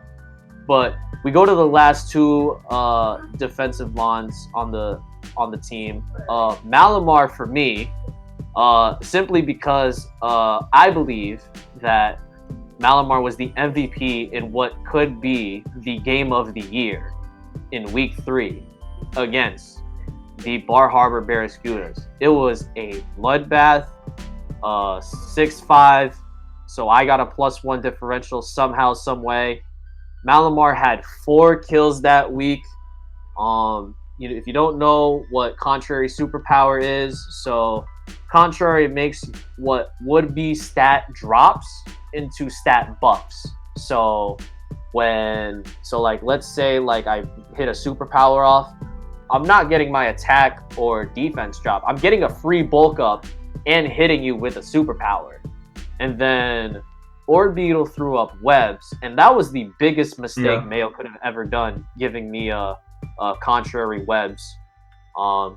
Because Malamar was at that point was one stage speed, one stage attack, one stage defense. Like this thing will not die. The thing will not die, and it was running leftovers too, and it didn't get flinched by Rotom Fan. I will say the week I faced you, Malamar was the one thing that was it was a little upsetting because Girder was the one thing that walled Malamar, but Malamar was the one thing that walled Girder. Yes, and Topsy Turvy was a huge part of my plan, because if you were to bulk up, which you did, and I was like, thank you, I flipped it, and I was getting big chip even through Veil because I flipped your defense at that point. So Malamar, its typing is really good too. It's very unique. It's a very unique typing. Yeah, you don't see a lot of bug types, which is the biggest thing. Yeah, you think like, 4 times weak to bug, like you better believe next time I face you, I'm coming with Bug Buzz Flygon. Yeah, literally when I was in the call with you that week, I was like, wait, does BHM get like Signal Beam or something? Because at that point, like under Trick Room 2, I was afraid that you would like O-code me with like a bug move at that point. Yeah, if they're not carrying a bug move, Malamar's, especially on the physical side after those superpowers, is hard to deal with. Like fairy types are another thing to watch out for, but like, it can like if it's holding a Roselli berry to eat it and then revenge kill it back, you got another thing coming. Yeah. Plus, I mean, really the things you have to be scared of are the special fairy types. So you have like Sylveon, Togekiss, Hatterene, right? All the other fairy types are like my team has counters to that as well. Malamar has been a great teammate as soon as I picked it up after week 1. Yeah. And particularly in week 3. That's why it's on this team. And then last but certainly not least is another psychic type, a pure psychic type for that matter. And that's Reuniclus. We talked about Toxapex getting Regenerator. Reuniclus is also a Regenerator Mon. So for those of you that are probably so confused as to what Regenerator does, the Pokemon restores 1/3 of max HP rounded down when it is switched out. So being able to switch out and then come back with more health on top of it is just so good with lefties. Great Trick Room user, a Calm Mind Sweeper under Trick Room as well. The coverage such as Focus Blast, Energy Ball, Flash Cannon, Shadow Ball. Shadow Ball is so good. Thunder, Psyshock. Like the things you can do with Reuniclus are just out of this world. It's a lot. Yeah. Like even still, most of the time, if you get a couple Calm Minds up, you don't even have to worry about setting up Trick Room. Right. You know, you can set up Calm Minds and recover, and have Psyshock and coverage, and sweep through a team. Exactly. As soon as you get that Trick Room up, you're in a very dangerous spot. Like me playing Ryder, it was so bad to the point where I had to Morning Sun Togekiss just so that way I could stall out turns of Trick Room for Dragapult later. It was so bad. Yeah. And when you think about bulk, a lot of the times you think about Trick Room because bulky Pokemon do great under Trick Room. So right, they take the hit before Trick Room comes up, and now they're the ones that are outspeeding you. So now you're in a spot to where you have to think like, oh, can I take like this Psychic that's coming my way? Can I take this coverage move that's coming my way? You know? And then what if he doesn't like hit the move and just Calm Minds and setups from there? You know, it's a very dangerous spot. And also, the other two, Regenerator is the hidden ability. which everyone loves, but we tend to overlook like overcoat for weather such as like sand or hail, and then also magic guard. So like it can be a life orb like sweeper under trick room as well with magic guard. So that's a very interesting. And magic guard is probably more used than overcoat just because it basically does the same thing. It's not going to take sand damage or anything. But overcoat's biggest thing is powder moves, right? So sleep powder. I don't even like. Like if you see like a bug rolling around with sleep powder, like you'll be fine. Like Reuniclus can take it on with overcoat. Like Reuniclus with overcoat is probably the biggest Vileplumancer in the league right now. Oh, easily. And that's the reason why it rounds out the all defense team right there. So, good luck trying to get through those 6. I really do. And we finally made it. We are 3/4 done. We are 3/4 done. We have finally made it to the last team. And these are the individual awards. And these are the individual awards, and then we'll get to the juicy part with the playoff bracket. Mm-hmm.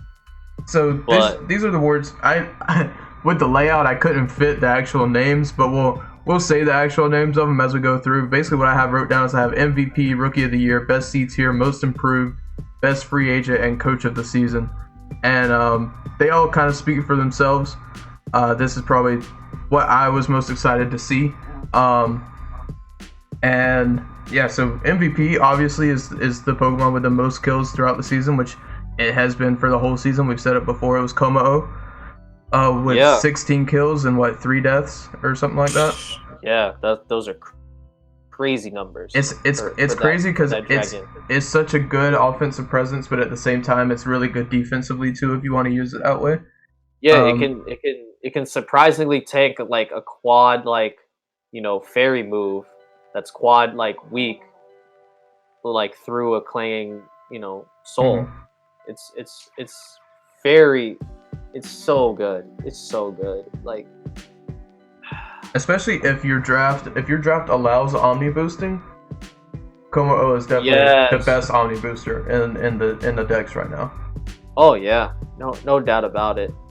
Forget Phalanx, just run Komao. Yeah, there's a reason why Phalanx is C and Komao is S. But all right, we're not gonna go into too much more depth about Komao. I think we've talked about it enough the first couple times. But Rookie of the Year, I was actually surprised about this pick because I was convinced Lapras was getting it. Because before I thought that Lapras wasn't going to be on the all rookie team because I just didn't look at it as a rookie Pokemon. But whenever you said it was, then I was like, oh well, I'll get Rookie of the Year. But honestly, I think I agree with this pick more. Oh yeah, with Dragapult being Rookie of the Year over Gmax Lapras simply because it was with the exception of week 4, it played every single game and it made a significant impact starting week 5. Just picking up kills left and right with that super high speed tier. I've been preaching that non-stop because again, there's 2 mons that outspeed it, Ninjas and a Selgor, and to have that on your team is that is just so broken. The fragile you have to scarf something. Mm-hmm. You have to scarf something to outspeed it in order to win. And if you are the Focus Sash set with Dragon Dance, then once you get a D-Dance up, even your Scarf Pokemon isn't outspeeding it. No, it's not.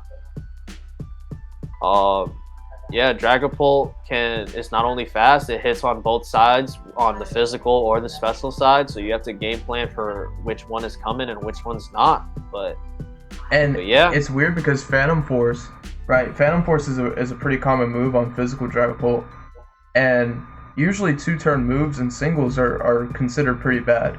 Even in doubles, they're usually considered pretty bad. Yeah, Dragapult is a great power herb user as well. Power Herb or just Phantom Force in general. Like if they don't have a ghost, or if they don't have a ghost resist or immunity, Phantom Force is dealing a ton of damage to something, you know? Yeah, because if you guys don't know what Phantom Force does, it even if you protect, knowing that Phantom Force is coming, it will go through that protect. Yeah. Just like how like G-Max moves can like do baby chip through protect. And it's great because it can actually waste G-Max turns in a draft league that like this that allows G-Max, it wastes those turns. Yeah, you're no longer having to take damage, you know, trying to sub-stall it or because it doesn't really get recovery like that other than lefties, but you know, it makes up for it by, you know, being able to Phantom Force install out a turn of G-Max if needed. So that's why Dragapult's Rookie of the Year. As we move on to the best C tier, that would be Heliolisk for the Venerable Pavilions. Again, as I mentioned, it's so fast, it's so annoying, and it's a great Volt Switch user. It's definitely a B tier Pokemon that was put in C tier. Yeah. It shows. It's a big value pick. This next award is Most Improved, and this one goes out to Centiskorch G-Max, which at the beginning of the season was not going to like there was no way like after like the first 2 or 3 weeks like I would see this thing like get some sort of award or recognition, but hey, here we are, man. Like Centiskorch G-Max is probably a great value pick for a G-Max Mon if your league does run it. If you, again, like I said, the Coil 3 attack set is good. Special attack is not laughable either. So Life Orb, special attacks are a thing as well. Great heavy duty boots user. And it gets great coverage, and it's a very slept on knockoff user as well. Centiskorch G-Max, ladies and gentlemen, was the most improved Mon in the league. And then move on, we get to best free agent, which is G-Max Lapras, and come on, bro. It could have been. I knew this award was like going to Rick somehow. Yeah. But like, it's just a matter of like who. Which Pokemon got it? It's just a matter of who. It's been kind of a meme that I made. I pretty much burned through all my transactions week 3. You could say that again. I used up 3 transactions on week 3, and I used up 1 on week 5. I actually still have 1. I had 1 left at the end of the season that I never used. But I came into this league never having done draft league before, so I very much built my first draft around cores, which I've explained to you. I built my draft around the Elemental core and the Fairy Dragon Steel core, and then I thought I was set. So whenever I figured out that Flapple wasn't what I wanted, I had to switch up a lot of things on the team, and it just so happened that what I switched out worked. All the switches I made were great switches for the team. It was things that needed to happen, and Lapras G-Max is just it's ran wild through the season. It's basically been unstoppable. And this free agent award was my favorite, as I named it after one of my favorite YouTubers in Thunderblutter 777 in the Hita Fajita award. But because, you know, there's gonna be a point in your league like mid-season, like, man, like the team that I drafted, you know, didn't really work out the way it needed to be. And, you know, in Rick's case, you know, he drafted around cores, and unfortunately that core didn't work out for him. So he had to go flip and start over from scratch, go back to square one, and go through the free agency and see the gems that were still there. So for G-Max Lapras to not only be free, but to be that impactful after it was, as soon as it was picked up, really says a lot. And it showed, and it's for all the people here that are planning on draft. Don't think that if you had a bad draft, it's the end of the world. You're almost all leagues like have, like, you know, allow 3 to 5 transactions. Use them if you can. Use them if you can. They can make or break your season. And in Rick's case, they definitely helped his season.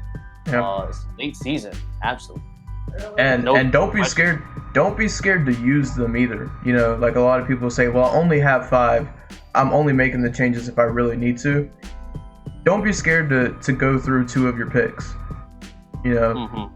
And another thing that surprised me was G-Max Lapras actually went undrafted. It's not even like it was drafted and dropped. It went completely. Yeah, it wasn't like Leafeon where like I had it and then I was like, nah, it's not working it's not gonna. Yeah. I don't see it in the future. This was a Mon that no one drafted at all. And then after it was said and done, it's probably one of the ones you've heard the most throughout this whole video.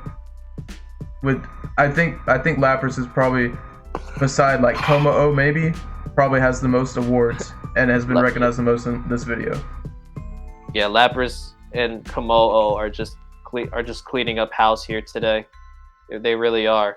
As we go to the last award, which is Coach of the Season, Rick, I hate to break the bad news to you, but it's not you. It's not you. It's our big boy Mardity. Yeah, so Mardity of the Barton Boltons. For those who don't know, that was my week 10 match. I got 3-0. He started the season off with a 6-game winning streak. Then it got stopped by the Kangaskhan's, the Augustus Kangaskhan's, and then that was insane. That actually saved his playoff run, the Kangaskhan's. Oh yeah, he had to beat Mardity to make playoffs. Yeah, looking back on it, I think that match did save his playoff run. It really did. Because if he lost that game, he wouldn't be in playoffs right now. Even if he would have beaten. If he won his replay, yeah. But but kudos to the Boltons and Mardity for bouncing back and then winning the last 4 games of the regular season. He's just one of those people. Like, fun fact, he doesn't do practice battles like me and Rick do, but he just knows how to build a team and just runs it straight up. I think he's been playing for a while. He deserves this award 110%. There was literally no one else that I could think of. Yeah. Sorry. And it's crazy. He was the one team that beat me that I prepped against. All the other weeks that I think I lost, I didn't really have time to prep. Me and Rev, and then me and some other guys, actually, I prepped pretty hard for Mardity, because Mardity, if I beat Mardity, then I almost guaranteed a number 3 spot overall in the league, and maybe even a number 2 spot, depending on how my last couple games played out. But yeah, I prepped for Mardity and still lost 3-0. Yeah, he's a great team builder. You have to give props to someone that knows how to build a team in a draft league format. Team building is another vital part in draft league. You can have the best draft, you can pick up the best free agents, but if you don't know how to use them properly, what are you really? Yeah. And Mardity has shown time and time again that he knows how to build for each and every single opponent. And it shows. It really does. So there was really no other option with that award. And that was the whole award ceremony right there from last night. As we move on to the last piece of business today. So I'm actually gonna get that set up here real quick. I think what you're about to see, ladies and gentlemen, is probably the most fire matchups I could have possibly crafted. Like these, there's no sleeper match. Like, you have to watch every single one of these matches if you could. All right, let's roll it now. Okay, so yeah, this is the bracket for our NSL, our draft league, and like he was saying, these are the most fire matches that you want. Yeah.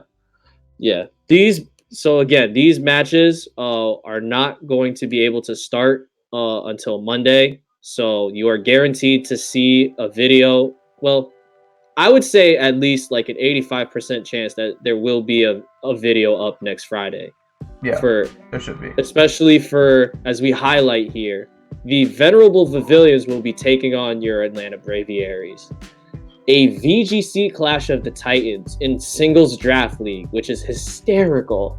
Hysterical. We're the Wolfie and Cybertron nobody asked for. Oh my goodness. For the Venerable Pavilions didn't, opposite of the Atlanta Braviaries, they actually didn't start using transactions until week 10. Okay, so the transaction list was add Eldegoss, drop Charizard, week 10, and then he picked up. Oh, they dropped Charizard? Hold up a second. Regular Charizard. Regular Charizard is gone. It is now Eldegoss. I'm a lot less scared now, actually. But they do have Hippowdon, which I'm actually a little bit scared of. Yeah, and I told the league that they could add, they can still do free agency until the week 6 replay between OJ and the replacement for the Quebec Quagsires played. So, which, fun fact, they actually weren't even the last match to play. Yeah. We were, I was. Yeah, you were, which we don't talk about, but the courts also added Hippowdon and Escavalier for Bisharp and Claydol, for just specifically for playoffs. Yep. So, you want to tell the people, like, if you got, because I think you guys were talking each other up after the ceremony was over. Oh yeah, I was trying to get in his head. I told him I was bringing stuff like Boca Sash, Ninetales with Nasty Plot. I told him I was bringing Special Flygon with Bug Buzz to take care of his Hippowdon. I was like, yeah, your Hippowdon's gonna be your Flygon switch in, but you're gonna be physically defensive, and I'm gonna run Special Flygon. But yeah. Oh my goodness, that's going to be a VGC Clash of the Titans there. Honestly, knowing that his Charizard is gone though, I feel a lot better because I thought I was gonna be forced to bring Gigalith, and maybe now I'm not. Again. Maybe now I'm not forced to bring Gigalith. Miss a rock slide, dude. Like, come on. Yeah. But it is Eldegoss now, and Eldegoss, like we talked about, does have access to Regenerator, has access to Effect Spore like Vileplume, is a Rapid Spin user as well. It is the new Rapid Spin user now that Claydol has been dropped. I hope that he brings Cotton down and lets me Brave Bird him. Oh, well, why would he do that? I don't know. Wait, maybe he will.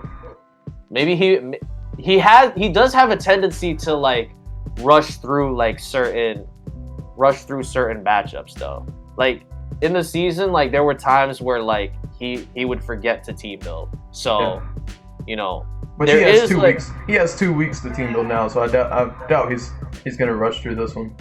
No, there's no way. But I think it's a very good rivalry to have another VGC opponent play each other in such a high stakes game, because I don't know if you told the viewers yet, but there's a plushie on the line. There's a big plushie on the line. I've been Googling trying to find a gigantic G-Max Lapras plushie for when I win.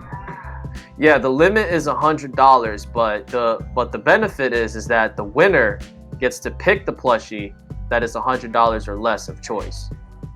So you better believe that if I win, I'm getting my girl Lapras in some shape or form. As we scroll up, speaking of Lapras and water, we have a battle of the Atlantic Ocean right above you. Yeah. So that's the match I'm most excited to see. Because that is your semifinal opponent, in theory. But I think that match is going to be the best and closest match out of all 4 of these. Yeah, because this was one of the few times where the Nassau Needlefish did not bring rain and lost to the fan. Yeah. So he's definitely going to want some kind of revenge.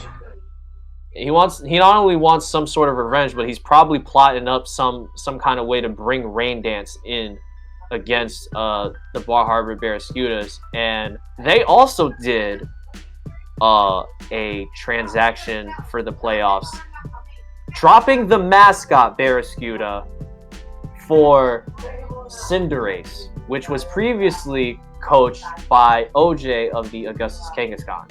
And they dropped Cinderace for who? I don't even remember. Poltergeist. Yeah, that was right. Yeah, and he hasn't used Poltergeist yet, so that's like. That's Yeah, still it was something effective. That it we was will see in playoffs. It was effective week 11, and he didn't bring it for week 11 or his replay. And we Because thought he was allowed to use it for his replay. Yeah, it's interesting because he picked it up. He picked it up the week he faced you, and he didn't bring it. So we thought that he picked it up to counter something on your team. No, but now y'all are facing each other again. Yeah, so after our battle, he made that transaction. So maybe like he knew all along that, you know, that matchup was going to happen. That was in regular season, it was a 6-5 loss, unfortunately, unlike my match against Mayo. I lost to essentially water absorbed Quag, which I prepped for unaware, but I didn't. But we have the counters to that now. So hopefully he'll have no idea what my new set's gonna be to counter both Poltergeist and Quagsire that's water absorbed. So we'll see about that. And then lastly, but certainly not least, is the Barton Boltons, the number 1 overall seed, taking on the second wild card, the Istanbul Indides. The Indides beating the Needlefish in the last week of the season pretty much secured this spot. Yeah, it shook everything up. Just to be here. You know, I'm not, again, just because there's a reason why we play these games. People will say, oh, like, you know, Barton has the better record, but however, you know, it's a different, you know, Let's I'm just giving say, not only this could week. miss a lot of rock blast. Yeah, like I'm giving people like 2 weeks to prep. So, you know, Ryder could cook up something really spicy come playoff time. Yeah, and we've already told Marty he's poke aim, right? He's going out week 1. Yeah. So hopefully, you know, Ryder is gonna be Kyle A and just go to work. But yeah, so these are gonna be a lot of good battles, and we actually have a thing in our Discord that is called Pick'ems. So we get one vote throughout the whole playoffs season. We get one vote. Yeah, but you guys don't use the right emojis, bro. I did. That. I used the right emojis. Except you gave me a stupid emoji, but I guess it's fine. Yo, that's the only bird I could find. I'm sorry. But anyways, if you made it this far in this video, or you skipped to this part to see the playoffs, yeah, let us know who you think is going to make it to the semis and who's going to make it to the finals. Because honestly, I have no idea. I will say, I'm glad that I got matched up with Quirts. I told him it's not even the fact that I'm glad that I got matched up with him because I think I have a better chance of beating him than I do Ryder. It's just I don't want to replay Ryder. I don't want to replay Ryder at all. As long as you don't replay Ryder, all is well with the world. Yeah. I guess one thing I do want to ask you is, how do you feel about your side of the bracket? My side of the bracket is like, I'm glad that this is the exact scenario that I wanted for my road to the finals. I wanted to wait for Bolton to come over to semis, and if Ryder pulls off the upset, that's even better because I know how to stall out. I was successful in stalling out Trick Room last time. You know, my goal to the final will be to play OJ. If I win that, I'll most likely play Barton. But again, which isn't going to be an easy game. Games. Like, OJ's not going to be a pushover. You did lose to OJ in the regular season. It's not going to be a pushover, but you know, it's something that I plan on winning, of course, because I'm a competitor. That's what we do. But you know, if I do win that, I'll most likely play Barton, and then once I get my revenge on Barton, I probably run into like you or the needle or Keystone of the Nassau Needlefish. But that match is easily the going to be the most competitive out of the 4.